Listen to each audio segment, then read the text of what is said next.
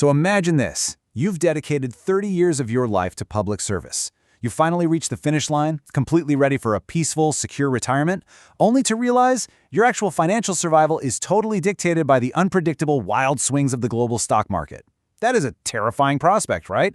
And honestly, it's a reality that has sparked some incredibly intense debate lately. Well, today in this explainer, we are breaking down a massive shift in public policy. It's called the Unified Pension Scheme, or UPS. We're going to look at exactly how this brand new framework attempts to solve one of the absolute most complex economic puzzles a nation can face.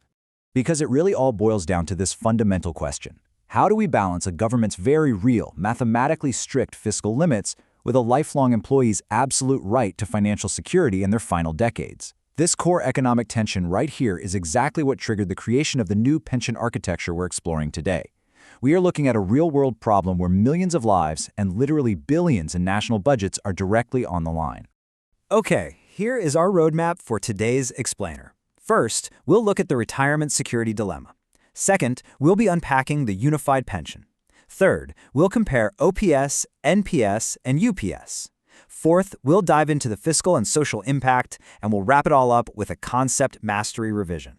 Starting off with the retirement security dilemma. Because to truly grasp the solution, we first have to understand the massive underlying problem that forced this whole new approach to begin with. Think of this entire evolution like a massive pendulum swinging between two extreme economic philosophies. In the past, we had the old pension scheme, the OPS. It provided incredibly high security for employees with guaranteed, defined benefits. But it placed an uncalculated, massive financial burden on the government. So, to fix that fiscal drain, the pendulum swung completely to the other side with the National Pension System, the NPS. This was market-linked and contribution-based. Fantastic for the government's budget, but it left retirees bearing pretty much all the market risk. Now, effective April 1st, 2025, we are watching that pendulum settle into a hybrid middle ground. The Unified Pension Scheme is basically an attempt to synthesize the best parts of both previous eras. Let's move on to unpacking the unified pension. Let's lift the hood and look at the actual architecture of this new middle ground, treating it like a finely tuned economic engine. The absolute heart of this whole thing? 50%. The UPS guarantees an assured pension of 50% of an employee's average basic pay, and that's calculated over their last 12 months before retirement.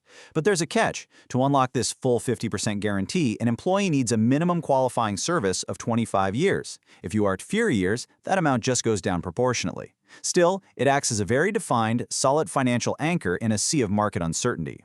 But the architecture goes way beyond just that 1%. Check out these other vital guarantees. First, there's a safety net, an assured minimum pension of 10,000 rupees a month for anyone with at least 10 years of service. Second, a family pension that guarantees 60% of the retiree's last drawn pension to their immediate family if they pass away. And this next one is absolutely crucial: inflation indexation. This means your pension isn't just some static, frozen number. Dearness relief will be calculated based on the All India Consumer Price Index for industrial workers, meaning it protects your real purchasing power when prices inevitably go up. Also, it is definitely worth noting that existing employees are being given a one-time, irreversible choice.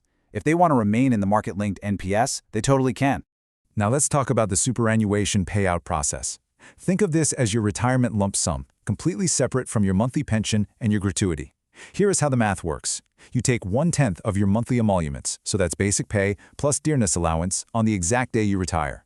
Then you apply that exact amount to every single completed 6 months of your service. The biggest takeaway here? Getting this big lump sum payment at retirement does not reduce your assured monthly pension amount at all. The whole shebang stays intact. All right, let's put them head to head. OPS versus NPS versus UPS. Seeing these structurally side by side is vital for getting this concept locked in your brain. Let's walk through the mechanics. Look at the calculation method first. Under the old pension scheme, you got exactly 50% of your final drawn base salary plus DA. The new UPS tweaks this. It calculates 50% of your average pay drawn over the last 12 months. Why? Mostly to smooth things out and account for any sudden salary spikes from late career promotions. As for employee contributions, OPS asked for absolutely zero from the worker. But both NPS and UPS require the employee to chip in 10% of their basic pay. And for those lump sums, OPS lets you commute up to 40% of your pension, but doing that actually shrank your monthly payout. With UPS, as we just saw, you get a separate 1/10 calculation that leaves your monthly pension perfectly untouched. So you might be wondering, where is the money coming from to fund this renewed security? Well, look at the visual difference right here. Under the market-linked NPS, the government contributed 14% of the employee's basic salary. Under the new UPS, the government is upping their game. Their contribution jumps to 18.5%. That extra 4.5% is basically a fiscal premium. The government is willingly taking on a heavier financial burden to inject guaranteed stability back into the system, while still keeping that 10% employee contribution. Now, a quick heads up on a bit of a gray area. Under the existing NPS, central government employees get very clear tax benefits. A 14% deduction under the Income Tax Act across both old and new tax regimes. But because the UPS is so brand new, the government hasn't totally clarified yet if employee and government contributions under this new scheme will get those exact same tax deductions. We'll have to wait and see on that one.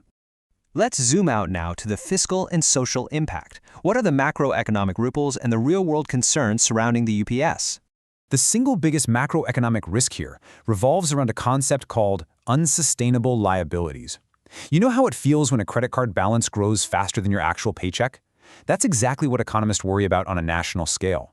Because the UEPS brings back defined guaranteed benefits and tags them to inflation indexation, there's a very real fear that this will drastically inflate the long-term burden on the national budget. If way too much of the government's revenue gets legally locked up in pension payouts, it fundamentally handcuffs their ability to fund other stuff we desperately need, like infrastructure, defense, or national health care. And then we have to talk about the social equity gap. Who actually gets a seat at this table? The UPS is heavily focused on protecting central government employees, and states have the option to adopt it, but it currently completely excludes the massive unorganized sector workforce. Remember, the previous market-linked NPS was actually voluntarily open to workers in the unorganized sector. It gave them a really vital tool to build a retirement corpus. The UPS right now offers them no such provisions, which definitely creates a notable gap when we talk about broader societal welfare. Plus, there's a massive implementation hurdle staring policymakers in the face. How on earth will the enormous existing NPS corpus be managed during this transition? I mean, think about it. As millions of government employees potentially shift away from the market-linked NPS to the guaranteed UPS starting in April 2025, redirecting those immense pooled funds and dealing with a suddenly shrunken participation in the stock market is going to be a hugely complex administrative and financial headache. Okay, it's time for our concept mastery revision. Let's do a rapid-fire recap to lock in everything we've just covered. Let's build your final mental map. First, the UPS launches on April 1, 2025, acting as a hybrid that blends guaranteed security with active employee contributions. Second, mechanically, it assures 50% of average pay if you have 25 years of service and a strict floor of 10,000 rupees if you hit 10 years. Third, to make the math work, it introduces a higher 18.5% government contribution. Fourth, it protects retirees with CPI-linked inflation indexation plus a superannuation lump sum that doesn't eat away at the monthly pension. And finally, the big limitations, it carries profound macroeconomic risks, specifically a massive long-term fiscal burden and the total social exclusion of the unorganized sector. So I'll leave you with this final, somewhat provocative thought to chew on. Does the unified pension scheme represent a step backward for economic reform? Are we just returning to the heavy, unsustainable liabilities of the past? Or is it a totally necessary evolution for Social Security, recognizing that citizens who dedicate their entire lives to public service shouldn't be forced to shoulder all the risks of the free market alone? It's a brilliant tension to consider. Thank you so much for diving into this incredibly complex topic with me on this explainer. Keep questioning the systems around you, keep connecting those dots, and I'll see you next time.